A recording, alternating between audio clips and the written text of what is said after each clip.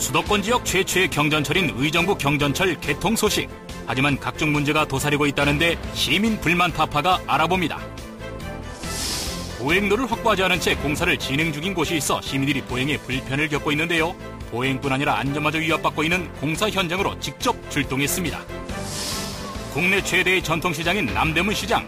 지난 7월 1일부터 가격 표시제를 시행하고 있는데요. 과연 제대로 지켜지고 있는지 직접 현장으로 출동해봤습니다.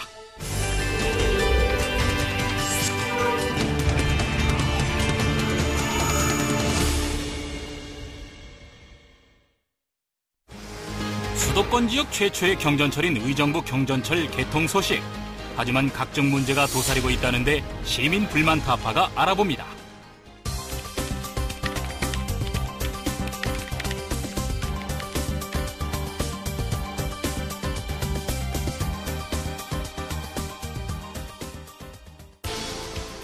수도권 지역의 교통 문제 해결과 도시균형 발전을 이루기 위해 지난 7월 1일 개통된 의정부 경전철은 국철 1호선과 연결하여 의정부 시민과 의정부를 찾는 이들의 쾌적한 교통수단이 되기 위해 총 15개의 역을 순환하고 운행되고 있는 중입니다.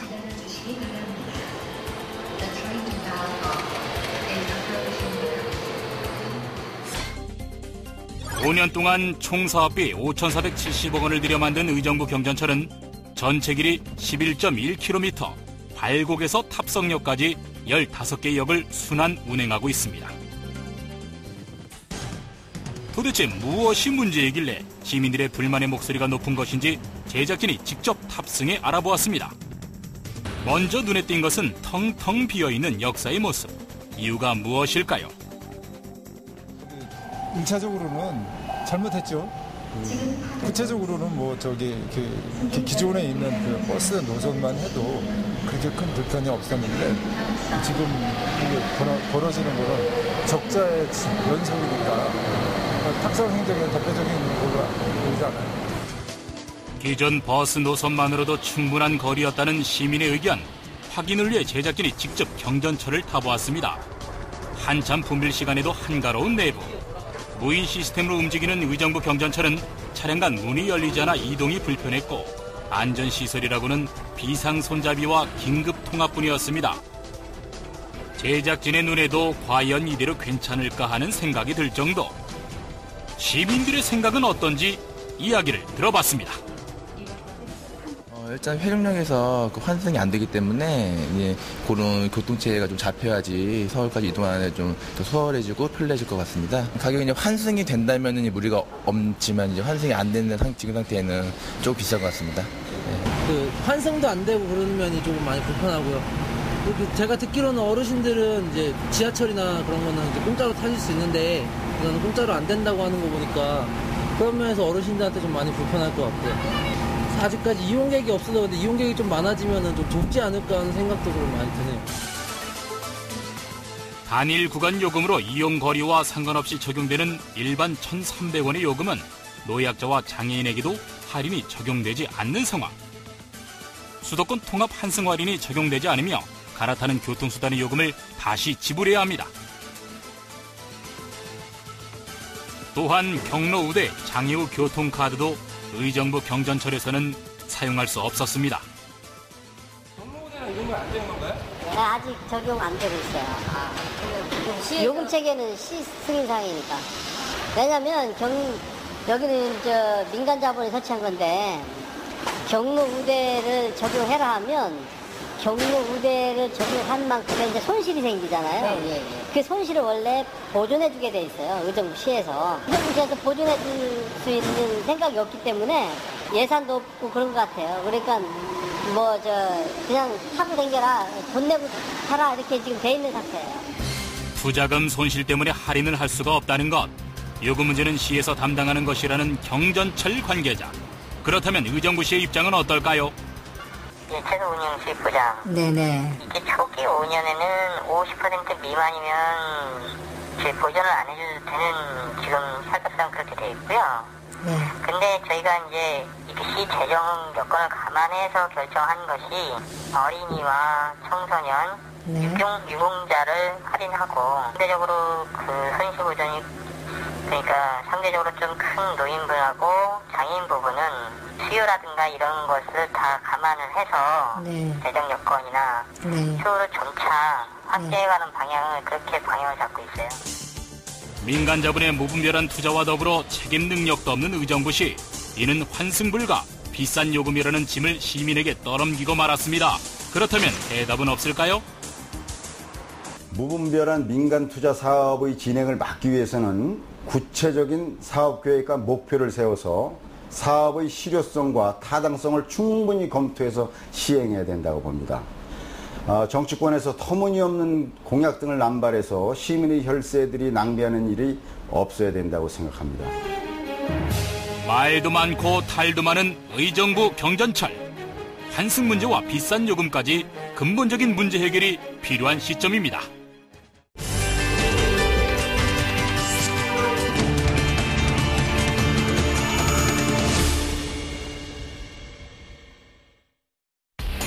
보행로를 확보하지 않은 채 공사를 진행 중인 곳이 있어 시민들이 보행에 불편을 겪고 있는데요. 안전마저 위협받고 있는 공사 현장으로 직접 출동했습니다.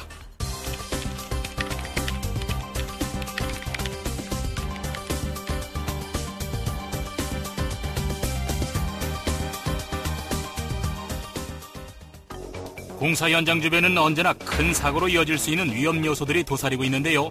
아무렇게나 방치되어 있는 공사 자재들 뿐만 아니라 인도 확보가 안 되어 있는 공사 현장은 시민들의 통행 불편은 물론이고 시민들의 생명까지 위협을 받을 수 있습니다. 제작진이 민원 제기를 받고 찾아간 서울의 한 공사 현장. 아파트 공사가 한창 진행 중인 이곳은 보행로가 없어 시민들이 차도 가장자리에 딱 달라붙어 걷는 등 한눈에 보기에도 무척이나 위험해 보였는데요. 2차선 도로 양옆을 공사 현장이 차지하는 바람에 시민들은 차도 위를 아슬아슬하게 걸어 다닐 수밖에 없는 처지입니다. 차 도로다 보니까 너무 위험해가지고 좀 불편해요, 그게. 어떤 실제 피해보신 사례가 있으신지? 가다가 사이드미러에 좀 부딪힌 거. 왜 이렇게 보행로를 제대로 확보하지도 않고 공사를 진행 중인지 공사 관계자에게 물어봤습니다. 네, 인도. 인도하고 차도랑 같이 옆에 있는 거예요. 저쪽으로 또 인도가 있죠. 아, 저쪽에 있어요? 네, 인도가 있습니다. 사람 다 있고, 다니게 그래 놨어요. 아, 네. 차만 다니는 게 아니라 사람도 다니게 되어 있습니다. 네. 공사 관계자가 말한 보행로는 이미 사람 대신 차가 차지하고 있습니다. 시민들이 안전하게 걸어 다녀야 할 보행로 위에 왜 차들이 버젓이 주차되어 있는 것일까? 구청 관계자의 이야기를 들어봤습니다. 거기가 이제 주차관리과에서 거주자 우선 주차 구획서를 그었어요, 거기다가. 네네네. 그래서 저희가 이제 그거를 접수를 받아서 운영을 하고 있으니까. 네. 그러면 거기다가 보행자 전용 통로를 하려면 구획선에 설치되어 있는 차량의 소유자들이 협조를 해서 다른 쪽에 이동하거나 아니면 내가 차를 안 되겠다가 이제 결정이 나면 대체 부지를 대체 주차장 확보하는 거하고 그 사람 설득하는 거하고 병행해서 빠른 시일 내에 조치를 하겠다고 일단 연락 온 거는 우리 쪽에는 그렇게 연락이 와 있어요. 가뜩이나 좁은 길에 덤프트럭이 들어오거나 마을버스처럼 큰 차가 지나갈 때면 사고 위험은 더 커지는데요. 언제 사고가 일어나도 이상하지 않을 정도로 시민들의 안전 문제가 우려됩니다. 또한 공사 현장 인근엔 초등학교, 중학교, 고등학교를 포함해 총 6개가 넘는 학교가 위치해 있어 더욱더 큰 문제가 되고 있는데요. 보호받아야 할 학생들의 안전과 생명마저 위협을 받고 있는 셈입니다. 학교 다닐 때 공사 중인데 차들이 막 저희 쪽으로 있는데 막 빵빵거리면서 오는데 완전 무서워갖고 학교를 이렇게 오고 가는 길에 교통사고 날까봐 많이 무서워요. 실제 제작진이 시민들처럼 그 길을 따라 걸어봤는데요. 언제 도로 위로 차가 나타날지 몰라 차도 가장자리에 딱 달라붙어 걸을 수밖에 없었습니다. 그렇다면 왜 시민들은 이런 위험을 무릅쓰면서까지 이 길을 고집하는 것일까? 그 이유는 바로 근처 버스 정류장으로 갈 수 있는 유일한 길이기 때문입니다. 그에 난간 설치해서 안전 통로 만드는 거는 힘든 건 아니에요. 네. 그 절차는 금방 하는 준비까지는 다 돼 있는 상황인데 저희 쪽에서 우리가 무슨 설치하는 거는 여기서 할 수 있어요. 공사 현장에 얘기해서 그렇게까지 하는 거는 다 얘기가 끝났으니까. 구청 측에서는 시민들의 민원이 계속 제기되자 뒤늦게 해결책을 내놓고 있는데요. 하지만 처음부터 공사 허가를 내줄 때 시민들의 편의를 위해 보행로 확보에 조금만 더 신경을 썼더라면 이렇게 일을 2번 하는 번거로움은 없었을 것입니다. 이거에 대해서 검토를 했는지 여부는 잘 모르겠어요. 제가 생각하기에는 제 간접적인 경험으로는 아마 안 했을 겁니다. 이런 거에 대해서. 보행자 편의에 대해서, 시에서 설계심의 단계에서 이런 거에 대해서 검토를 했었어야 되는 거죠. 그러니까 말하자면 보행자의 편의성 검토를 할까요? 공사로 인하는 보행자의 편의성 검토를 했었어야 되는 거죠. 시에서 제도가 지금 있기는 있는데 제도의 활용을 더 적극적으로 했으면은 이런 부분이 개선이 되지 않았을까라는 생각이 들고요. 시민들의 안전한 보행은 나몰라라 내버린 공사업체와 뒤늦게 나선 구청 때문에 불편을 겪고 있었는데요. 하루빨리 개선되길 바랍니다.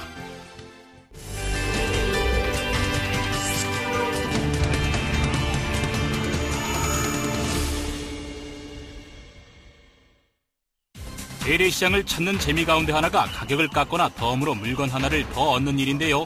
하지만 반대로 정확한 가격을 몰라 바가지를 쓰게 되는 경우도 있습니다.